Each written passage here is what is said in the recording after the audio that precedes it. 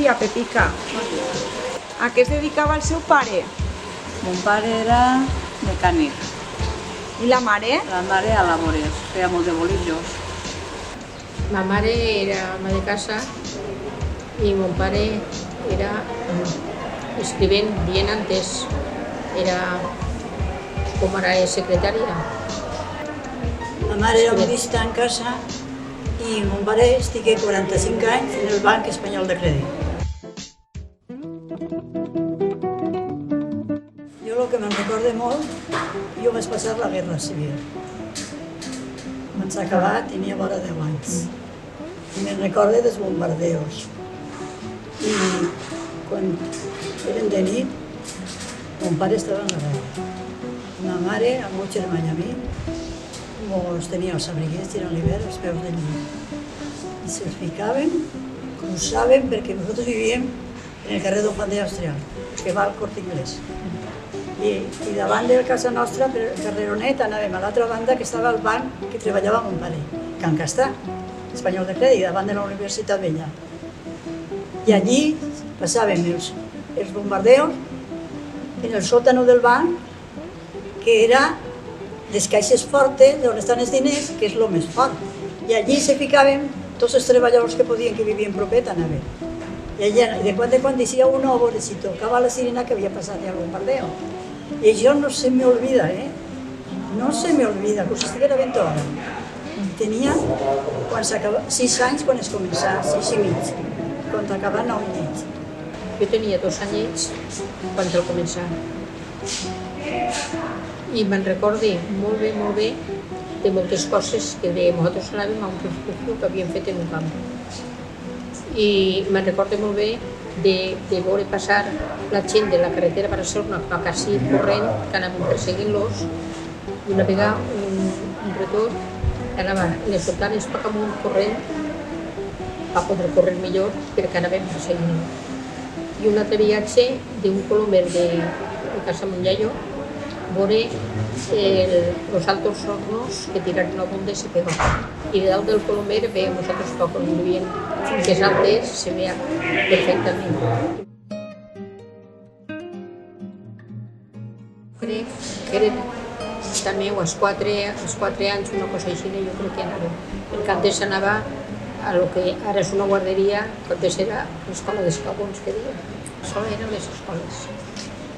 L'Ajuntament. I això era el pati. Això i tot el que és la Casa de la Cultura, menys unes cases que n'hi havia ahí, era el pati. Antes per estudiar no era com ara que fas un resumen, entonces era estudiar-te tot de carretilla, tot el que llegies, si era una plana, doncs eren 4, era tot. I els castigs, entonces, pues eren agenollar-se en llibres a les 2 mans, o ficar-te en un rincó, agenollar hasta que la mestra te deia prou, i coses així. Jo tenia amigues, però no moltes. Era a València. Jo anava al col·legi de monges, les franciscanes, era de l'Ajuntament de València. I quan acabàveu d'estudiar? Als 14. Deixies d'escola, te decidies si te volies seguir estudiant o volies agarrar un ofici on se col·locaven molta gent. En la meva època era quasi una fàbrica, en Gardi, un lladró. Jo acabé el col·le als 12 anys per anar a treballar. Jo anava a Gardi a treballar, que allí hi havia un taller de metal·lurgia. N'hi havia torn, n'hi havia premses, allí sí que estic 5 anys treballant. Així al poble, empreses, es comença a lladró, que per cert tenia treballat així també en lladró. El que més m'agrada sempre és segur cosir. A mi a veure si deprenia, però com estava quieta no deprenia. I al final va dependre jo per compte meu. Jo quan deixi d'ací me n'ania a fer secretariat, però després no vaig fer una cosa que no me va xocar i me posé a cosir. Jo era camisera, cosia a casa. Estic cosint de fadrina, després de casar, ja m'ho deixi i després, com que quedi viuda, doncs tingui que tornar altra volta el mateix i estigui 11 anys, després 11 anys.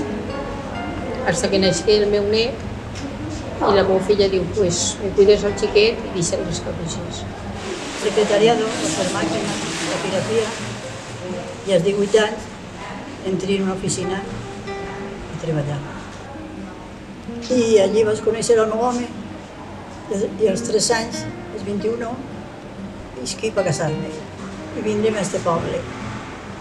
Jo era de València, capital. I me vaig vindre a este poble i me fiqué en sogre i cunyà. Una cunyà que tenia l'edat de ma mare, que el meu home també tenia 15 anys més que jo. Tenia 21 i ell tenia 36. Tingueren 3 xiquets molt juntets, un xic i 2 xiques, i després als 7 anys vingué una altra xiqueta, l'última. O sigui que tinc un xic i 3 xiques. Estan tots casats i cada una a la seva marxa.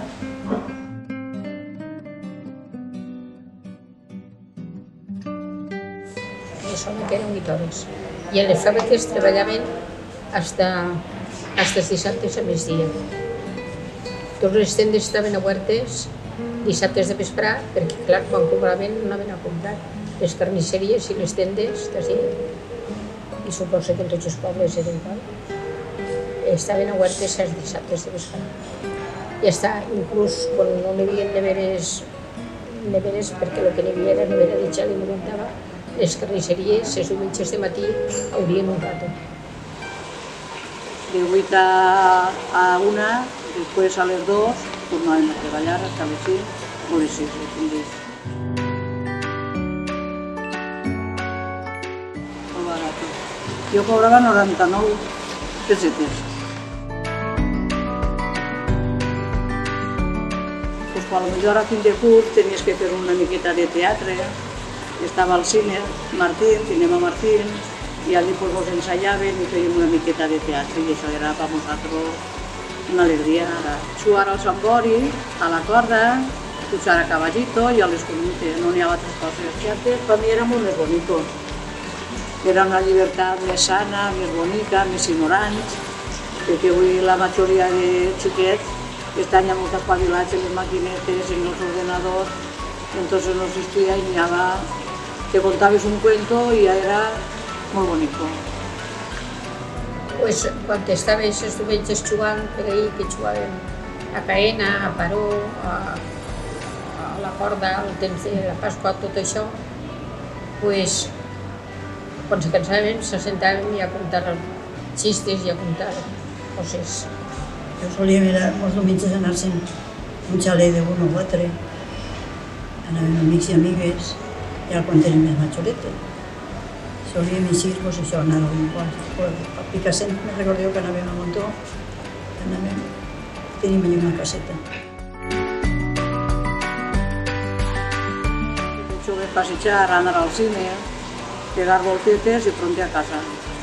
Pues a mí la vida de entonces m'agradava, no se veia altra cosa, pues estava bé, així en el poble, pues muixies, només que festes dels pobles de l'alrededor, ja més farinetes.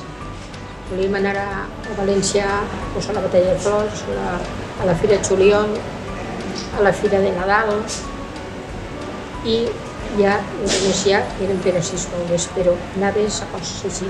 I alguna excursioneta que feien per així, d'algú de l'església, pues te l'anaves a l'excursió.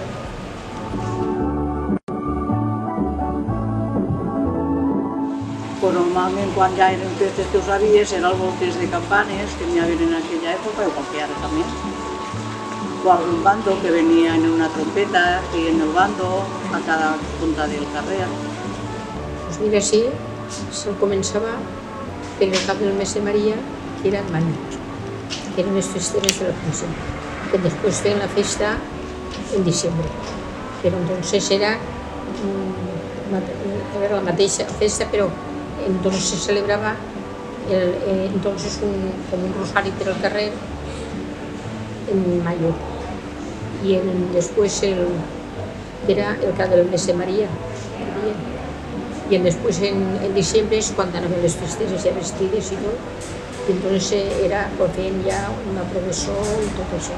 Després estava la festa de Sant Vicent que feien els milagres, feien també processó.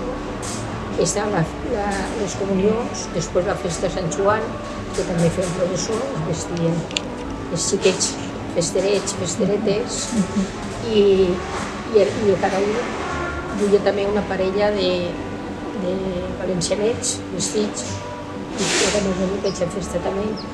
I després eren les festes del poble a la Mel d'Agost, i després hi ha el Santíssim, el Cristo, Sant Isidro, tot això, les festes del poble, fent sempre per la nit festivals en la plaça, concerts, balls en mantos de Manila i moltes coses per la nit. Carrera de bicicletes també fent, i en vez de fer-la de peu que fan ara, fent de bicicletes. I molt bé, i després ja, a partir de les festes, hi ha poques festes més, perquè ja està Tots Sants i Nadal ja no hi havia res. Jo a l'oficina les coneixen i jo anava a pensar-me que un home ja tan major, que clar, sabia més major que jo, està clar. Jo vivia en Fernando Católico, en la Gran Vía Fernando Católico, i allí vingué un dia ja a parlar amb mon pare, que per cert el sant demà diu, estos escalons estaven ahí así. Claro.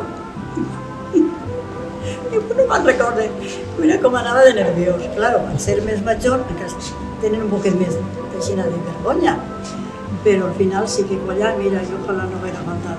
S'entengueren molt bé. Aquesta última hora s'entengueren molt bé. Jo vaig conèixer el meu home a la Fira del Juliol.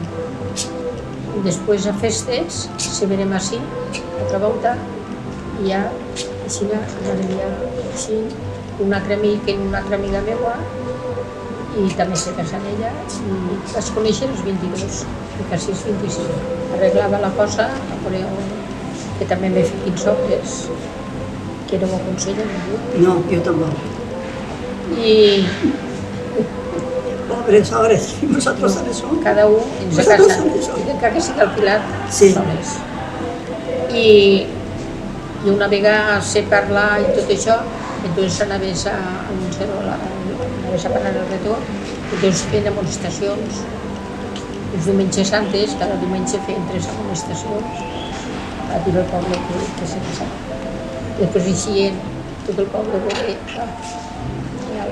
la nòvia, se ficava per tots els carrers segons tenies que passar, que s'anava a peu, que fora més per allà o més per ací, tots anien a peu. I això, així és, i en un casino, un país o algo, se feia el procés que se feia entonces. Això canvia molt. Això, Antigament n'hi havia, quan jo era xiqueta, que en ma casa n'hi havia de borra, que tenies que estirar, la llana també, i hasta inclús de pallorba de raxa, també ficaves allí també. No, cada un se llevava a casa. De casa.